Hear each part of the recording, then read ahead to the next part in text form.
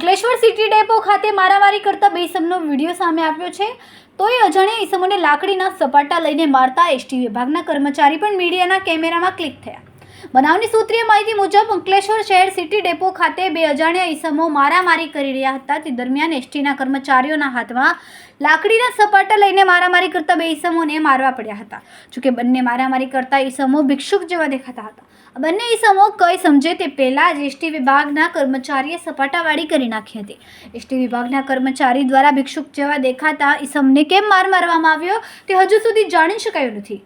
આ એસટી કર્મચારી બેના અજાણ્યા ઇસમોની તકરારમાં લાકડીના સપાટા લઈને કેમ કૂદી પડ્યા તે લોકચર્ચાએ હાલ તો જોર પકડ્યું છે। શું આ રીતે કોઈપણ ઇસમને જાહેરમાં કે છુપી રીતે મારી શકાય ખરું? એસટી કર્મચારી પોતાની કઈ સત્તાનું જાહેરમાં લાકડીના સપાટા માર્યા તે અંગે એસટી વિભાગના ઉચ્ચ અધિકારીઓ તપાસ કરશે ખરા? જો આ કર્મચારીઓ કસૂરવાર છે તો ઉચ્ચ અધિકારીઓ આવા જાહેરમાં દબંગાઈ કરતા અધિકારીઓ ઉપર શિક્ષાત્મક કાર્યવાહી કરશે ખરા? રિપોર્ટર રવિ સૈયદ, તહેલકા ન્યૂઝ, અંકલેશ્વર।